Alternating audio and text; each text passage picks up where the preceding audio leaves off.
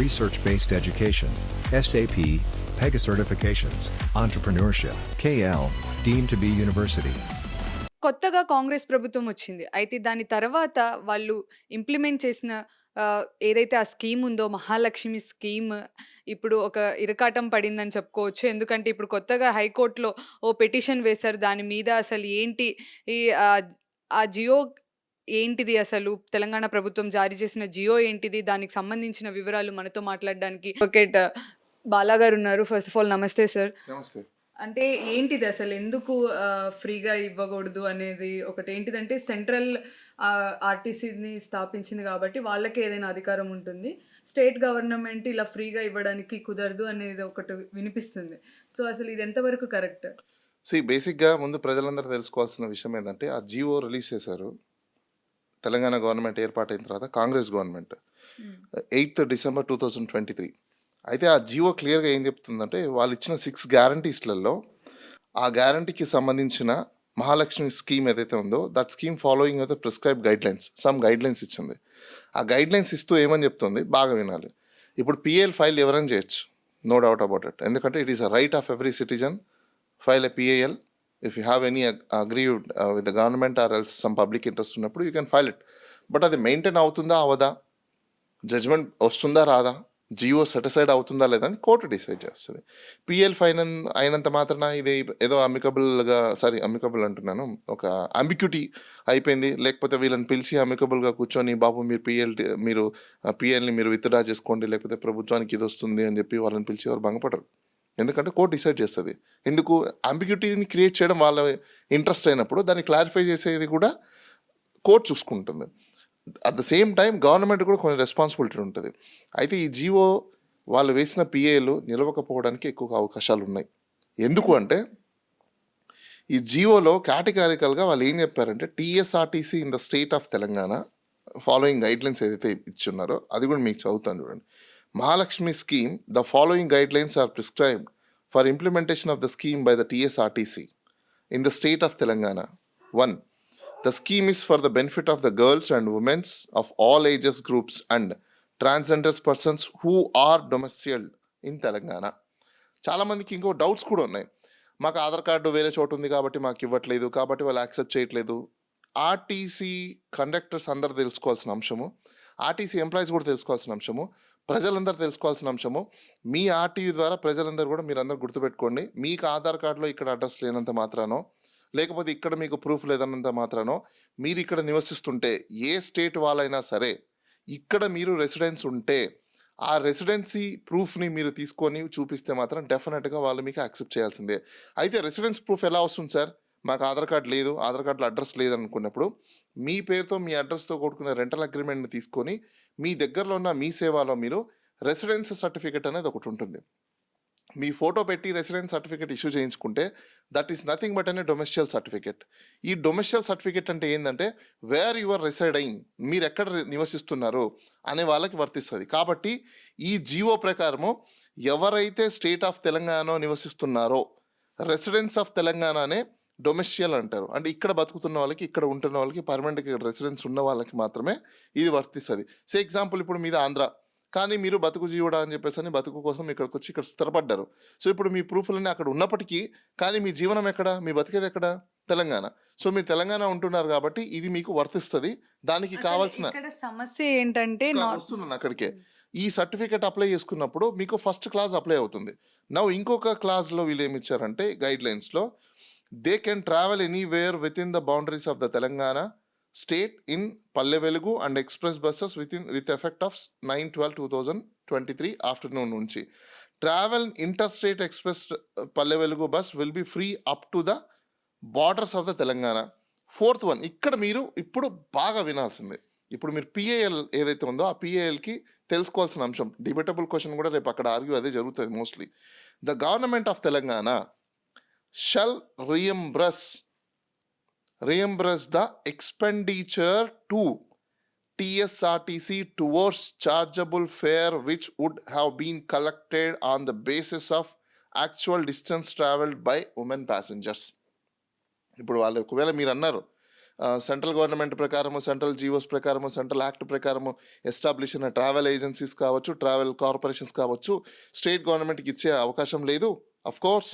కానీ ఇక్కడ ఏమంటోంది state government, మేము ఈ స్కీమ్ పెట్టాం కాబట్టి వాళ్ళ టికెట్లు మేము పే చేస్తున్నాం. ఎవరు పే చేస్తాం మీకేంటి? ఇప్పుడు మీ టికెట్ XYZ పే చేసినప్పుడు, ట్రావెల్ టికెట్ తీసుకున్నప్పుడు టికెట్ ఎందుకు ఇష్యూ చేస్తున్నారు?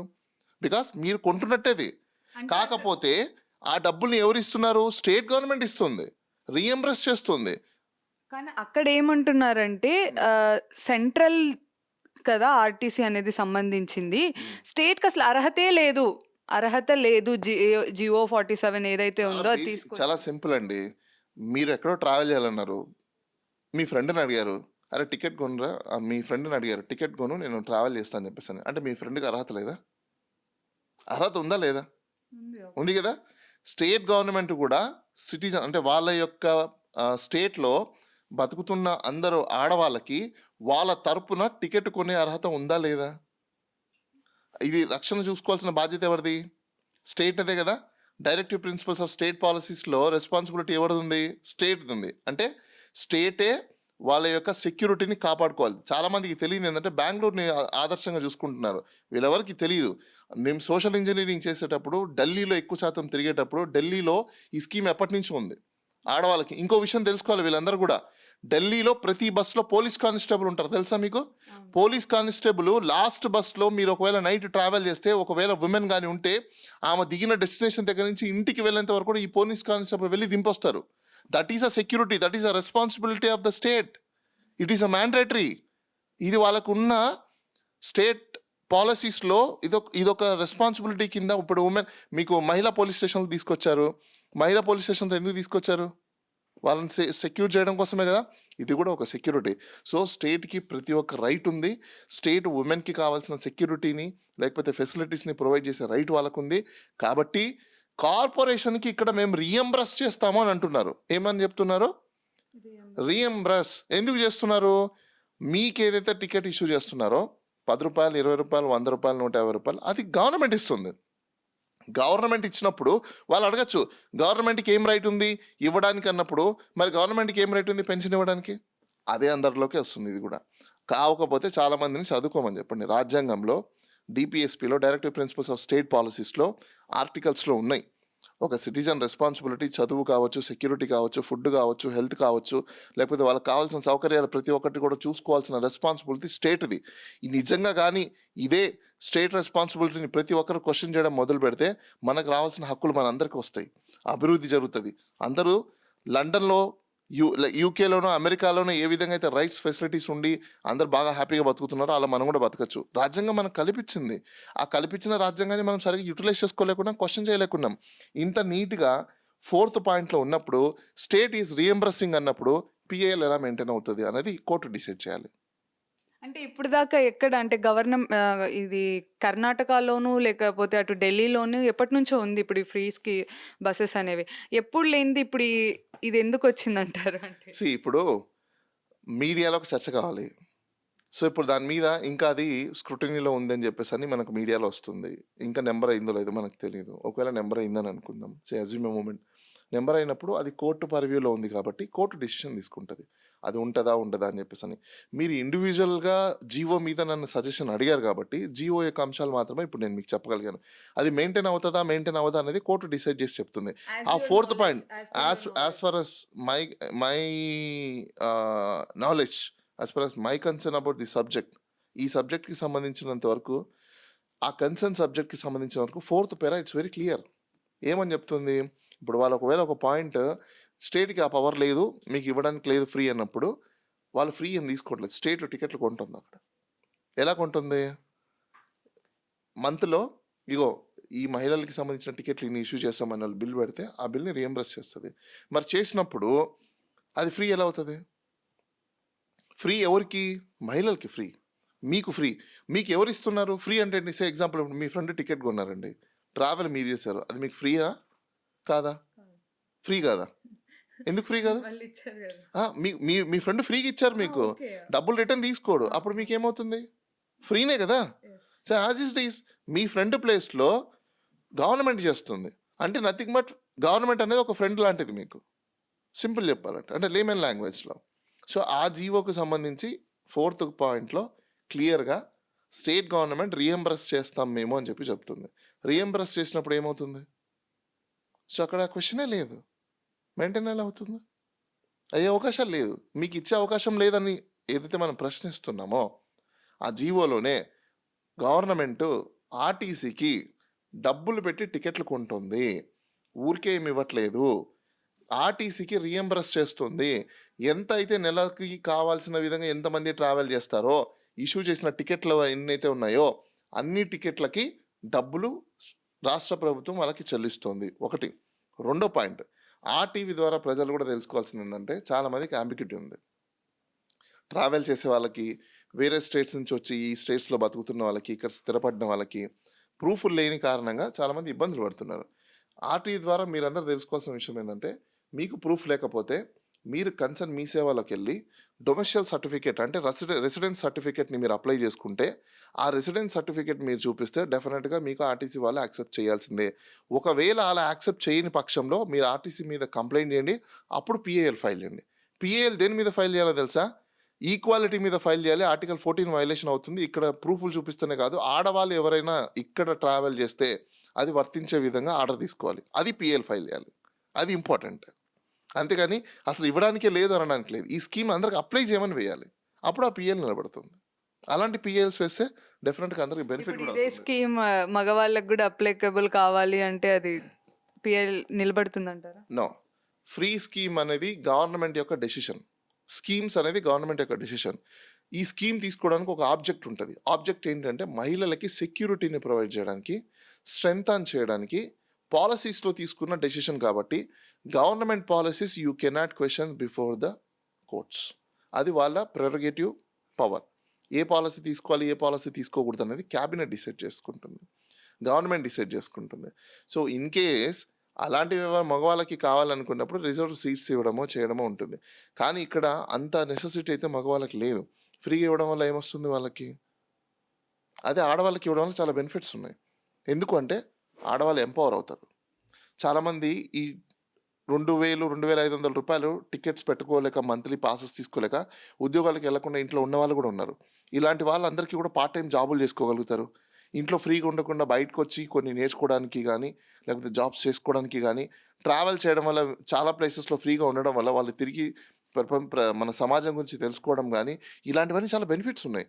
దీంతో పాటు ఇంకోటి ఏంటంటే ఎండోమెంట్కి ఇన్కమ్ పెరిగింది, బయట మార్కెట్లో ట్రాన్సాక్షన్ డబ్బులు పెరిగాయి, వ్యాపారాల దగ్గర అందరి దగ్గర ట్రాన్సాక్షన్స్ జరుగుతున్నాయి. అంటే ఒకప్పుడు ఉమెన్ 100 రూపాయలు ఖర్చు పెట్టే ఉమెన్ ఈరోజు పిల్లల్ని తీసుకొని తనతో పాటు తన ఫ్యామిలీ కూడా కంప్లీట్గా ట్రావెల్ చేస్తుంది. ఈ ట్రావెల్ చేసి ఏమవుతుంది? మీకు షాపింగ్లకు వెళ్తున్నారు, మార్కెట్లకు వెళ్తున్నారు, అక్కడ 100 రూపాయలు స్పెండ్ చేసే వాళ్ళు 200 రూపాయలు స్పెండ్ చేస్తున్నారు. అంటే డబ్బులు ఎప్పుడైతే మార్కెట్లో మీకు రొటేషన్ అవుతాయో ఆ రొటేషన్ అయ్యే డబ్బుల ద్వారా గవర్నమెంట్కి ట్యాక్స్ కూడా వస్తుంది. సో అది ఇన్కమ్ వచ్చినట్టే. ఆ ఇన్కమ్ ద్వారా వీళ్ళు ఏం చేస్తారు? ఇప్పుడు నెక్స్ట్ ఈ రీఎంబర్స్మెంట్ అమౌంట్ ఏదైతే ఉందో దాన్ని కంపెన్సేట్ చేస్తారు ఆటోమేటిక్గా. ఇది బటన్ కూడా కాదు. అంటే రాజకీయ నాయకులకి అవగాహన లేకపోవడం వల్ల ఏంటంటే ఓన్లీ రాజకీయం చేయడానికి మాట్లాడే మాటలు తప్పనిచ్చి చిత్తశుద్ధితో వీళ్ళకి ప్రజల్ని ఏ విధంగా మనము బలోపేతం చేయాలి, అభివృద్ధి చేయాలి, వీళ్ళని అప్లిఫ్ట్మెంట్ ఏ విధంగా చేయాలన్న ఒక స్టేట్ ఆఫ్ మైండ్ లేదు. దానివల్లనే ఇవన్నీ అంబిగ్యూటీని క్రియేట్ ఇప్పుడు చేస్తున్నారు. నార్మల్గా ఈ స్కీమ్ వల్ల ఆటో డ్రైవర్స్ కావచ్చు అవన్నీ కూడా ఇదైతున్నది కదా, వాళ్ళే మనం పెట్టుకునే అవకాశాలు ఉన్నాయా మరి? ఓకే, ఆటో డ్రైవర్లు ఎఫెక్ట్ అవుతున్నారని మీరు అంటున్నారు కదా. ఇది వరకు ఇదే ఆడవాళ్ళు పాసులు తీసుకొని బస్ ట్రావెల్స్ చేస్తున్నారు, రైట్? ఆటోలో మహా అంటే ఎన్ని రోజులు తిరుగుతారు, ఎన్నిసార్లు తిరుగుతారు? ఒకసారి తిరుగుతారా? అంతేనా? 2 సార్లు. ఇప్పుడు కూడా ఆటోలో తిరిగే వాళ్ళు ఆటోలోనే తిరుగుతున్నారు. అదంతా అబద్ధం. కాకపోతే 10% ఎక్కడో కొంతమంది రెగ్యులర్గా ఆటో యూజ్ చేసే వాళ్ళు చేయకుండా వెయిట్ చేసి బస్ ఎక్కుతున్నారు అంతే. కానీ ఎవరైతే ఆటో యూజ్ చేసేవాళ్ళు, ఇదివరకు ఆటో యూజ్ చేసేవాళ్ళు, ఇప్పుడు ఆటో యూజ్ చేసేవాళ్ళు ఆటోనే యూజ్ చేస్తున్నారు. ఈ రోజు వరకు కూడా ఇప్పుడు మీరే ఉన్నారు. చిన్న ఎగ్జాంపుల్, అర్జెంటుగా మీరు వెళ్ళాలి, మీరు ఆటో యూజ్ చేస్తారా, బస్ కోసం వెయిట్ చేస్తారా? ఎందుకు యూజ్ చేస్తున్నారా? ఎగ్జాక్ట్లీ. ఇది ఎవరికి యూజ్ అవుతుందంటే రెగ్యులర్గా చిన్న తరహా, మధ్య తరహా, పావర్టీ లైన్లో ఉండేవాళ్ళు, ఉద్యోగం చేసుకునే వాళ్ళు, లేకపోతే ఊర్లకు ఎక్కడైనా వెళ్ళాలన్న వాళ్ళు, పని మీద ఎక్కడైనా వెళ్ళాలనే వాళ్ళు, ఇలాంటి వాళ్ళకి ఈ స్కీమ్ వర్తిస్తుంది, ఈ స్కీమ్ పనిచేస్తుంది, వాళ్ళకు ఉపయోగం కూడా ఈ స్కీమ్ అనేది. అట్లాంటి వాళ్ళు యూజ్ చేసుకుంటారు. అంతేకాని అదే పనిగా కొత్తలో జరుగుతుంది, కామన్ అది. మహా అంటే 1 month, 2 months క్యూరియాసిటీ ఉంటుంది కాబట్టి అందరు ఎగబడి పెద్ద టికెట్లు తీసుకోకుండా ఫ్రీగా ఎంజాయ్ చేస్తూ తిరుగుతారు. రోజు తిరుగుతారా? తిరిగితే వాళ్ళ ఇంట్లో మగళ్ళు ఊరికే ఉంటారా? వంట చేసి పెట్టలేదని చెప్పేసానో, లేకపోతే ఇంకోటి చేయలేదనో, పిల్లలకి భోజనం చేయలేదేమో గొడవలు కూడా స్టార్ట్ అవుతాయి. కాబట్టి అలాంటివి ఉండవు. కొంతమంది స్నూప్స్ వీడియోస్ తీస్తున్నారు. అవి ఎంతవరకు కరెక్ట్? అంటే ఒక ఫీమేల్ని క్రిటిసైజ్ చేయడం కాదా? అంటే ఇంట్లో పనులన్నీ మానేసి ఆమె రోడ్ల మీద తిరగడమే ఆమె పనా? కాదు కదా. That's not right. అలా చేసే వాళ్ళు కూడా కొంతమంది ఉన్నారు. ఉమెన్కి ఇది ఎంపవర్మెంట్ అవ్వడానికి ఉపయోగపడుతుంది. ఇప్పుడు మీరే ఉన్నారు. ఎగ్జాంపుల్, అయ్యో ట్రావెల్ మీకు 10,000 వస్తుంది, ట్రావెల్కి 3,000 4,000 పోతే నాకేం మిగులుతుంది 6,000-7,000కి, ఇప్పుడు నేను అంత దూరం వెళ్ళి చేయడం అవసరమా అని అనుకునే వాళ్ళు ఎవరైతే ఉంటారో ఇలాంటి వాళ్ళకందరికీ అప్లిఫ్ట్మెంట్ అయినట్టే కదా. ఇంకోటి, మిడిల్ క్లాస్లో పనిచేసే వాళ్ళందరికీ కూడా విమెన్ పనిచేసే చోట ప్రతి ఒక్కరికి 3-4 వేల రూపాయలు ట్రావెలింగ్కి అయ్యే ఖర్చులు ఏవైతే ఉన్నాయో ఈరోజు ఆ డబ్బులన్నీ మిగిలిపోయినట్ట. ఈ డబ్బులన్నీ వాళ్ళ కుటుంబానికి సేవింగ్ చేసుకున్నట్టేనా? ఈ కుటుంబానికి వాళ్ళ డబ్బులు సేవింగ్ అయినప్పుడు ఈ 4,000 రూపాయలతో బ్యాంకులో ఫిక్స్డ్ డిపాజిట్, బ్యాంకులో ఏదన్నా ఎస్ఐపిలో అంటే మ్యూచువల్ ఫండ్ ఎస్ఐపిస్లోనో ఇంకో చోట వీళ్ళు ఇన్వెస్ట్మెంట్ చేసుకున్నప్పుడు వాళ్ళ కుటుంబం వ్యవస్థ కొంచెం బలోపేతమైనట్టే కదా. అంటే అప్లిఫ్ట్మెంట్ జరిగినట్టే కదా, అభివృద్ధి వాళ్ళ కుటుంబం జరిగినట్టే కదా. అంటే ఒక నెలకి 4,000 రూపాయలు మినిమం 2,500 నుంచి 4,000 రూపాయలు సేవింగ్ అయితే 10 నెలలకు వేసుకోండి, సంవత్సరానికి 40,000-50,000 రూపాయలు సేవింగ్ వాళ్ళకి జరిగినట్టే కదా. అంటే ఈ సేవింగ్ జరిగినప్పుడు వాళ్ళు లోన్స్ తీసుకోకుండా, వేరే వాళ్ళ మీద ఆధారపడకుండా, వాళ్ళ కుటుంబ వ్యవస్థ వీక్ అవ్వకుండా స్ట్రాంగ్ అవ్వడానికి తోడ్పడినట్టే కదా. ఇన్ని బెనిఫిట్స్ పెట్టుకున్నప్పుడు ఆ జీవోని సెటిసైడ్ ఎలా అవుతుంది? క్లాస్ క్లియర్గా ఉంది కదా అక్కడ. సో ఆబ్జెక్ట్ కరెక్ట్గా ఉన్నప్పుడు ఏదైనా కూడా వర్కౌట్ అవుతుందని అనుకోవచ్చు మనం. ఇది మొత్తానికి అడ్వకేట్ బాలా గారు చెప్తున్నదైతే జియో 47 ఏదైతే ఉందో అది జస్ట్ ఫ్రెండ్ లాగా అనమాట. అది ఖచ్చితంగా గవర్నమెంట్ కడుతుంది కాబట్టి ఏదైతే పెటిషన్ వేశారో అది ఆయన నాలెడ్జ్ ప్రకారం అయితే అది చెల్లదు అని చెప్తున్నారు. కెమెరామెన్ సుదర్శన్తో దివ్య, RTV హైదరాబాద్. మరిన్ని వీడియోస్ కోసం ఛానల్ ని సబ్స్క్రైబ్ చేయండి. లేటెస్ట్ అప్డేట్స్ కోసం వాట్సాప్ ఛానల్ ని ఫాలో చేయండి. అండ్ లింక్ డిస్క్రిప్షన్ లో ఉంది.